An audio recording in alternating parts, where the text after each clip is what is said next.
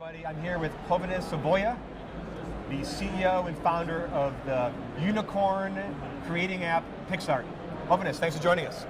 Nice to be here. I love this story. So, Picsart started as a tool you just built for your daughter when she was having trouble with her drawings. Tell me about that story really quick and how it's grown into a 1,000+ employee juggernaut since. Right. Yeah. When I was selling my previous company, I found my daughter crying, and what I discovered is like she shared one of her pictures online, and she shared drawings, and she get very nasty comments, and she get like people really like very critical to what she did, and she was very very much destroyed in a sense, like she's about to give up her passion for drawing, and she loved drawing.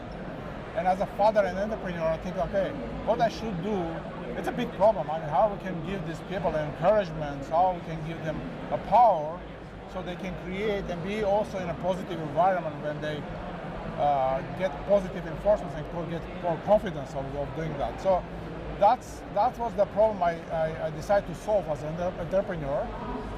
And of course, my daughter is not unique. I mean, solving her problem, I was solving, the same problem like millions of other kids having, right? Yeah. So they need an outlet to be creative and build their creative skills. And it's so tricky, there's so much competition launching an app, especially a visual artistic app. There's giants, there's startups.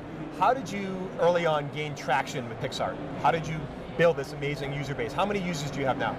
We have 150 million monthly active users. Okay. So we are largest by monthly active users, including, even like several competitors combined, they probably have less monthly active users. So tell me how you went from your daughter as your sole user to now 150 million. What was that? How did you get there? Yeah, first of all, I think you really need to be focused on what problem you are solving. And I have in my family, I already have my target user. So it's easy for me to understand what kind of product she needs and be very, very focused on her needs. And actually trying to be more and more valuable over time and providing more and more features that she will need to be creative. Okay. And ultimately we also build a flywheel to our community. We build a social element of Picsart which allows people to communicate and exchange and get lots of positive reinforcements.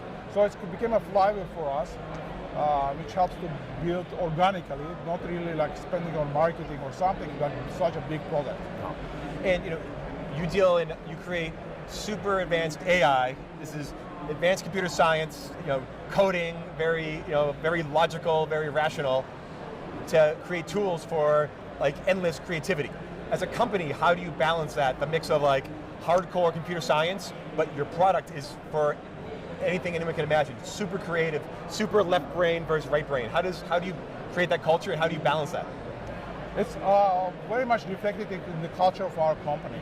We said, everyone should be creative, including our employees and our engineers. They really need to understand why they are building this code, to whom, and they should be also using. By the way, I should say, at a very unusual for engineering companies, we are 50% female, okay, and our users also like more than 50% female. So it's also helped to have a kind of like better understanding of this demographics.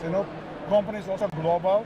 And user base is also very global. Mm-hmm. So we see our users as an extension of our staff in a sense. So we see us also our users and our users also part-time employees of the company. It's interesting you said about 50% of your engineers are women. Like so many companies around the globe are struggling to balance and get equity and get equality and also just have more balanced engineering teams. How did you pull that off at Picsart? It happened organically, naturally. I mean, we didn't do like anything like whatever, like targeting like a female only, whatever. It just happened naturally. I think we built very large engineering base in Armenia. Okay. And it's maybe like a country culture when the women do more like engineering work. It's quite very common in our culture. Yeah, so that's why probably it's like organically happened. We didn't do it on purpose. But also, I mean, really like if you look at our user base, I mean, they really wants to be creative. And female engineers, I think they see the companies like doing such a cool products, they want to be part of this, right? Wow. Let's talk about money for a second. So you've raised hundreds of millions of dollars from some of the most well-known investors in the world. SoftBank, Sequoia, others too, but that was the last one we talked about. How did you do that? Like, when you go into raise money, what tips could you give people who want to get attention of investors, but also close the deal, make it happen? Like, what was your style? Tell me about that. Yeah, I mean, first of all, you should build a very healthy business. I mean, if you have built a healthy business, it's not like based on hype or whatever. I mean, yes, there could be like some trends today, like, okay, people invest on this, tomorrow they invest on this. Yesterday they were investing in high growth companies, today they invested in profitable company, right? So things can be changed, but you should build a healthy business. That's my thinking, not because of the hype, not because of the trend, but because you have a healthy business, you can survive even without funding to some extent. So, yeah. And when you go in, how do you pitch? Do you find investors chasing you down, or were you pitching to them, or when you're like, when you give out a vision of your company, what are your key tools? What are your tips for that? So if you are building like healthy business, they come to you. You don't need to go after them. Okay. So that's the whole thing.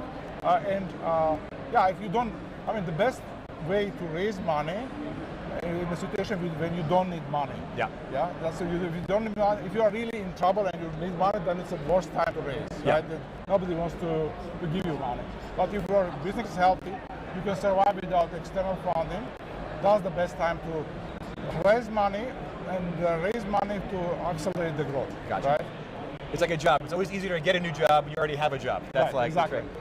And talk about your background. You grew up in Soviet Armenia. You've lived through revolutions. You've lived Wars.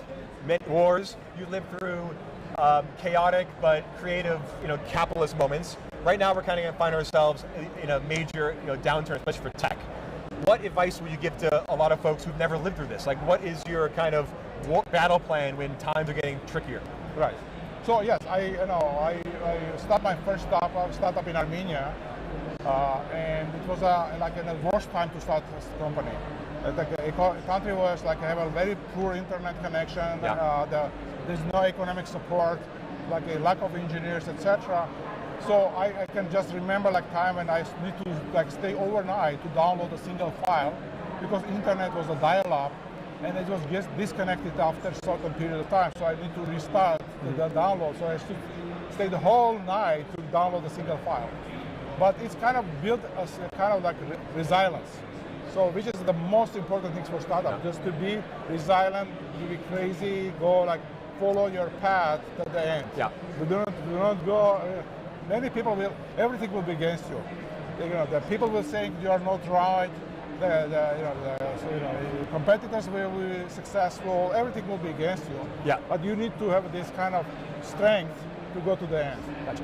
And if you're a founder with enough money, enough runway right now, how do you balance the need to be conservative and save that money, but also stay aggressive, stay risky? How do you balance risk versus salvation, I guess, in times like this? Right. Yeah, of course. You still need to work on a growth, but you need, it's not any more growth at any cost. It should be profitable growth. Yeah. And there are lots of ways you can grow effectively without spending lots of money. So it could be like viral growth, product-led growth, things like that. So it's not about like spending lots of money on things. It's just figure out, you need to, as an entrepreneur, you need to sit down and figure out how you're allocating your capital to the places where you're getting the most impact. Gotcha. Right? So I think that's a very good thing to do for a company at any time, but especially during crisis. It's perfect. Great advice for everybody. Good. I want to thank Hovhannes Avoyan, CEO, founder of Picsart. Thanks so much.